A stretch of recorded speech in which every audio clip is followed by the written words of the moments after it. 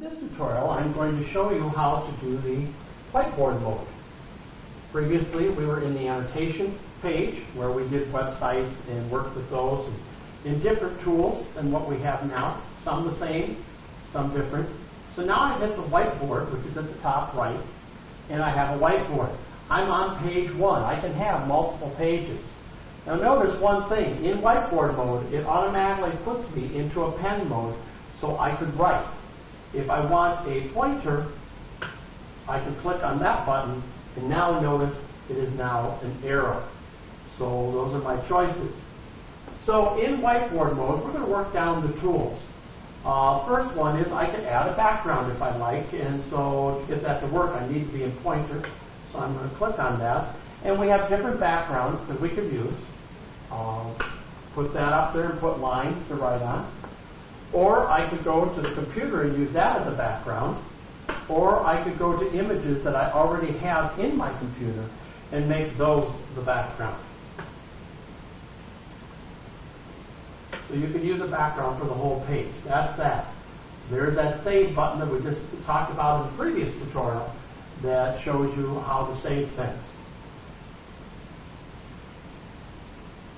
Right here is if I want an additional page, so I can hit a new page, and I'm on page 2. To get to the previous page list, I hit this one right here next to the new page, and I see the different pages over here, and then I can click off. Now this one, I'm going to go back to the first page, and I don't want that, so I'm going to hit the delete page button and delete that button. So now I have just one page. So you could do several things on here, and then you could create a new page. The next thing I might want to do is insert an image onto this page. We don't have a document camera, but I have a file that I may have put images into. In this case, I have one, so I'm going to insert this world page image, and say open, and there I have it on my page.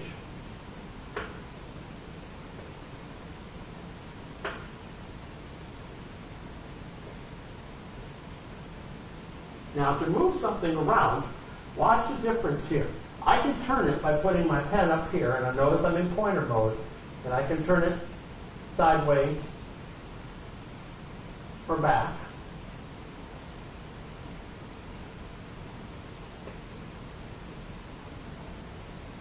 But another thing to do, to move it around, I can make it larger by just grabbing the corners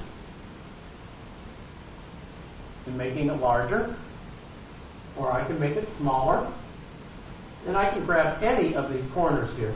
You may say, well, if I hit off there, how do I get that back? Well, I just hit over by it again, and that will come back. But what if I want to move it around? To move it around, you have to make sure to not touch any of these outer parts, but touch some part of the image.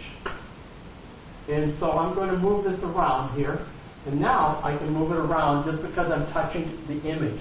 If I want to get rid of the lines around it, just click somewhere, and there I've moved it into place. So that's how you move something.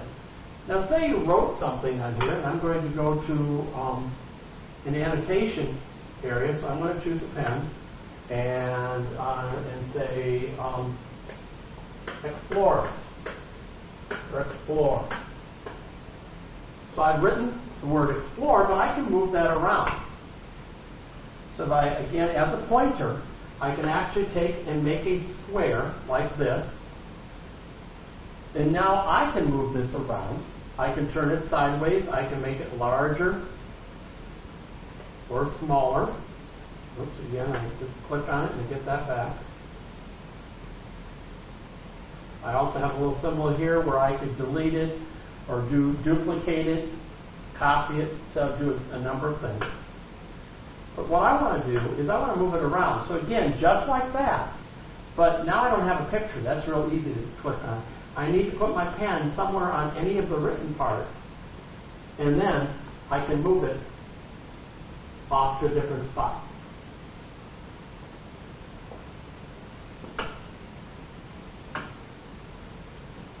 You also have tools where you can make shapes.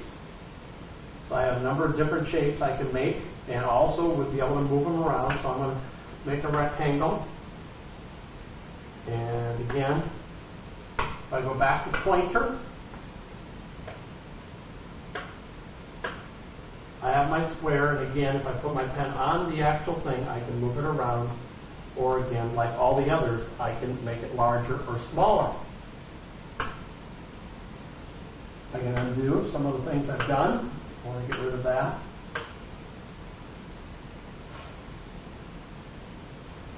You also have the workbox, so you could also bring in that flashlight again that we had before, and or a spotlight, not flashlight. I can move that around, make it larger, or again, put my pen off of it and move it around to highlight certain things. Again, closing it with the X. Or I also have shade, where I can darken everything. Again, you can annotate anything that's here, so you have all the annotations that you had before with the erasers and the pens and the highlighters. So those are the different tools that you have available for working in whiteboard mode. This ends this tutorial.